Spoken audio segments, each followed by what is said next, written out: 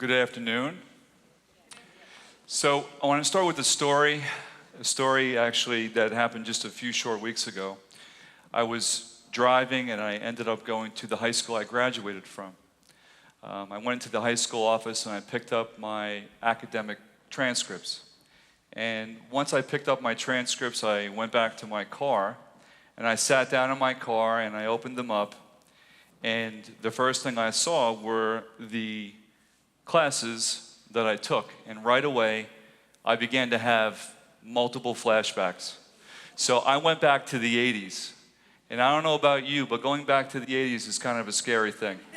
So here I am. It was like a scene from Hot Tub Time Machine, right? If you ever saw that movie, and don't pretend you didn't see that movie, because you have.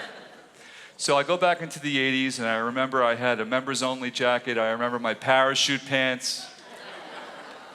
And all the men here, I know you had a mullet at some point, so mine was short on the top, feathery in the back. And I remember the girls at the time had shoulder pads that were bigger than the jet team, and the leg warmers. So having flashbacks, and then I look at the other column on my high school transcripts, and I see my grades. And once I see my grades, I start remembering other things. One is, well, I graduated in the bottom 10% of my class. And that's very hard for me to say, knowing what I do for a living. And it actually reminds me of a very interesting quote that I stumbled across a few short weeks ago. When you are in school, you are taught a lesson and then given a test. And in life, you are given a test that teaches you a lesson. And for me, I totally remember failing lots of tests, not only in school, but in life. And I remember the lessons that I learned. So not only did I graduate in the bottom 10%, but my guidance counselor said I really wasn't college material. And so once that experience was over, I started thinking, well, it's interesting. I don't know what I'm good at, and I don't know how good I can be at something. I don't know where my talents are, and I don't know where my potential is and how much of a lid I may have. So with that, I started thinking about school. And the one thing about school is we all have this shared experience of being in school. Good, bad, or indifferent, right? We are in school, whether it's a public or a private, K through 12, we are there. 14,000 hours. We are in school. Now, for some, that could be a good thing. For some, you're like, I can't wait to get out of this box of being in school for quite so long. So interesting enough, the shared experience of being in school, it brings back memories. I can guarantee you, if I ask you who your favorite teacher is, you can remember like it's yesterday. Whether it's 10 years ago, 20, 30 years ago, it doesn't matter. But for me, my K through 12 experience can be summed up with light bulbs. 4 distinctive images that I think many of us can relate to.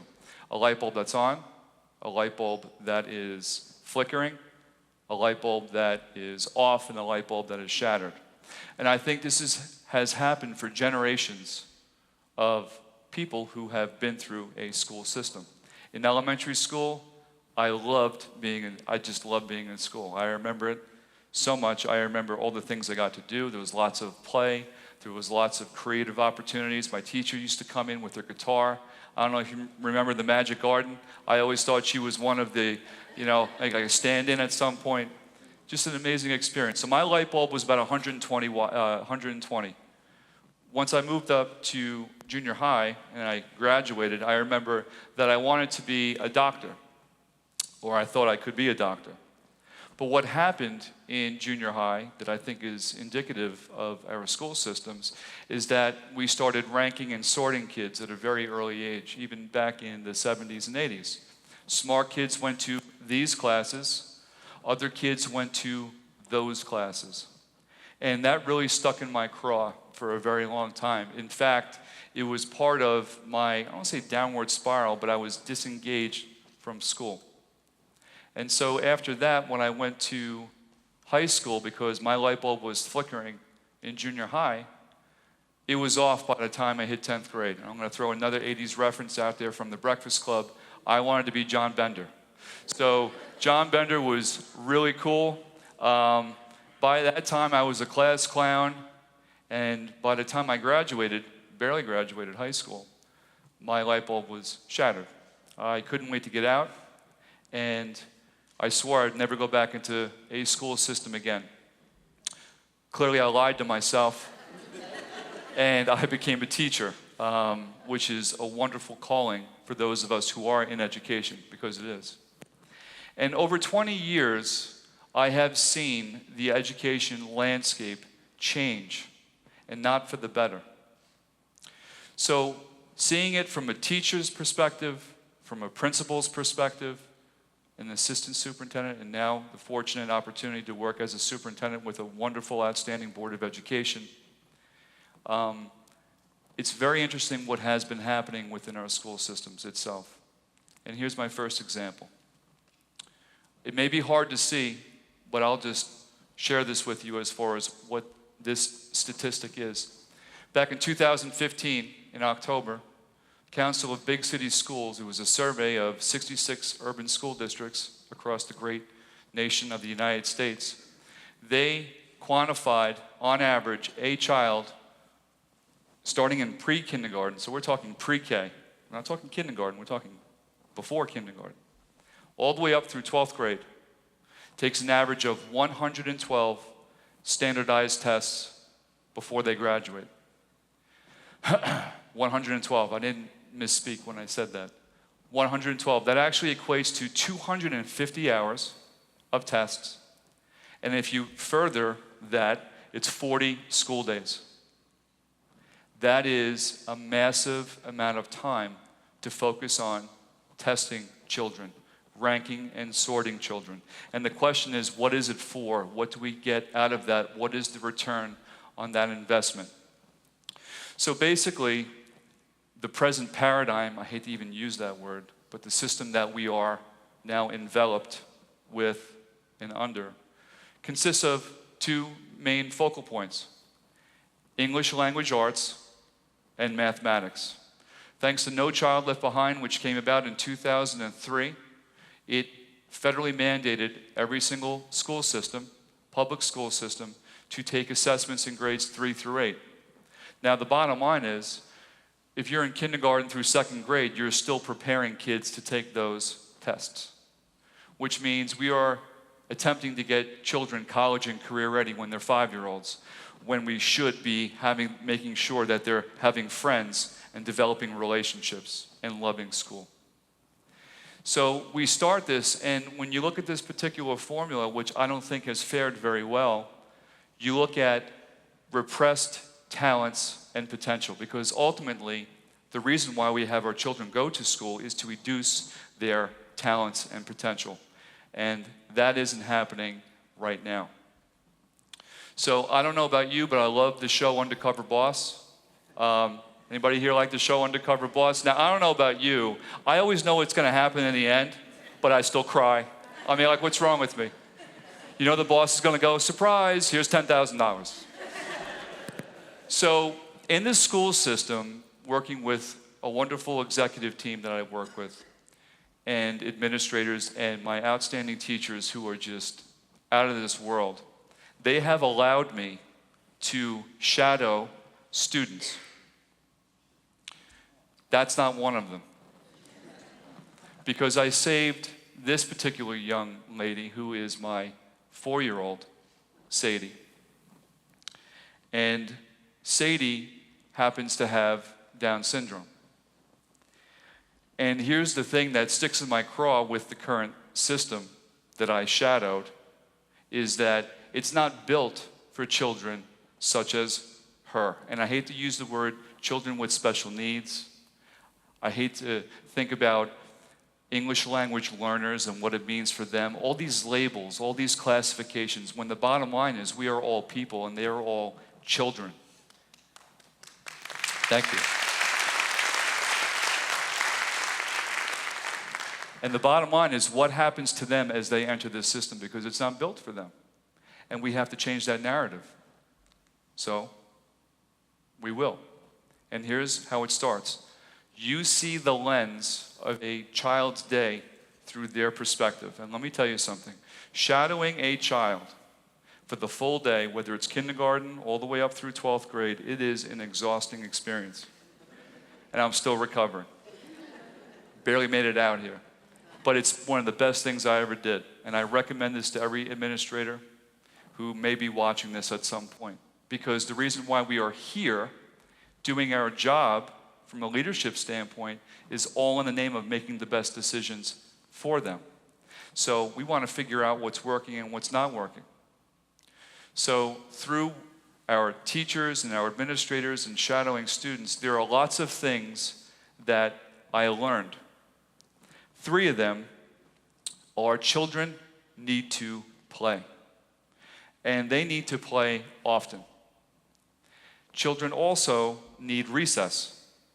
And I'm not talking about a scratch and sniff recess for 5 minutes.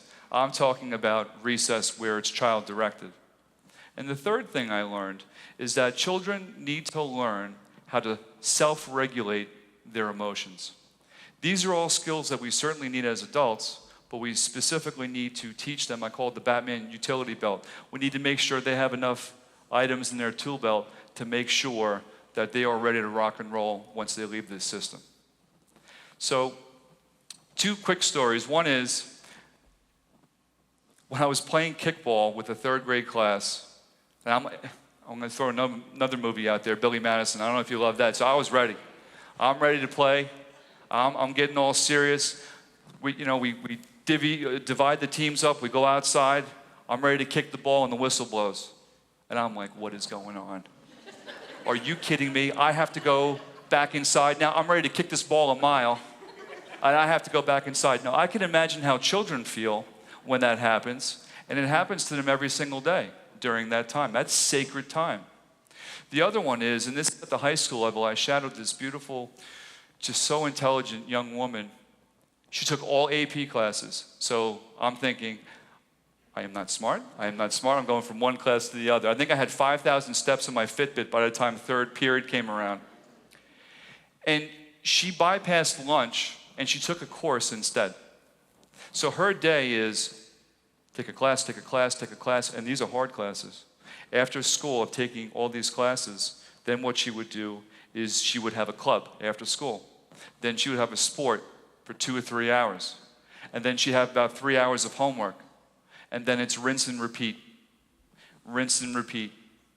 every single day. And we wonder why some of our children are anxious and or depressed.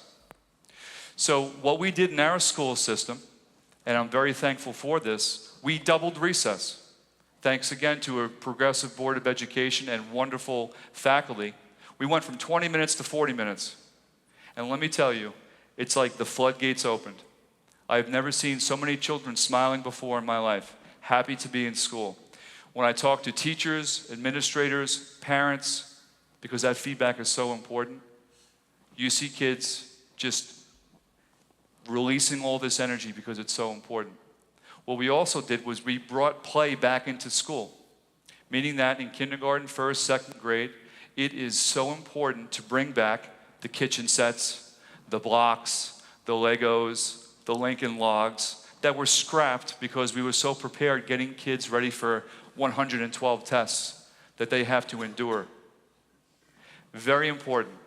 And then I think most important is we brought mindfulness into our schools for the social and emotional regulation of how we can deal with things as they move through our system. Yoga, mindfulness, meditation, very, very important. Which leads me to where I believe school systems should be going. And this is an acronym that's very easy to remember. P.E.A.S. Physical growth plus emotional growth plus academic growth plus social growth. So physical, emotional, academic, and social growth. If you have all of those pieces together, you will maximize human potential and the talents that every single child has. It's very simple, and it's steeped in research, But as far as us moving it forward, we're hitting barriers across this great nation for some reason. So the CDC just came out with a report not too long ago, just a few months ago, and it highlights the importance of recess and play. It highlights it to the point where you almost scratch your head and you say, why aren't we doing this? Because right now, recess and play are on the endangered species list, soon to be extinct, and we need to make sure we bring that back. Because if you have those two components, you have improved concentration, you have improved focus, you have improved social and emotional skills. That is, and this is the trick, it needs to be child-directed. Our kids are so overscheduled from the moment they wake up until the moment they go to bed. We tell them what to do, how long to do it for, what to wear, when to go to bed. They need time to make their own decisions. It's so important. The Long Island Center for Mindfulness also has all specific pieces of research and literature on there as far as what mindfulness does. It decreases anxiety. It decreases depression. So, so important. And the thing, like I said before, this isn't rocket science. So what we need to do is to get boards of education, we need to get superintendents, we need to get school communities, our teachers, our administrators on board and say, listen, there is no hierarchy when it comes to these four components. It's not academic and then everything else is secondary and tertiary. Everything else is equally as important. And that means, and this may be hard for some of us to hear, but too bad, I'm going to share it anyway. Because music and art are just as important as AP science.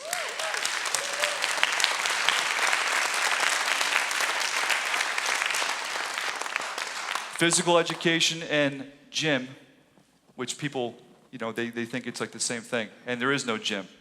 There is no gym. It's physical education, and of course, we're talking about recess. It's just as important as social studies. It's just as important as language arts. And we have to, thank you, we have to get rid of the higher status of what we feel is most important and break it down to all four. It's interesting, a great man once said that the symbol of the United States isn't the bald eagle, it's the pendulum. And when the pendulum swings too far in one direction, it will swing back. Our collective responsibility is to ensure that we take this educational pendulum, all of us collectively, and we hang on to it and make sure it goes back right in the middle where there's balance. P.E.A.S is balance, where we are focusing on all those different components. We are not standardizing children anymore. They are not widgets. And ultimately, in the end, when we move this system into the right direction, we will make sure no other light bulbs are ever shattered again. Thank you.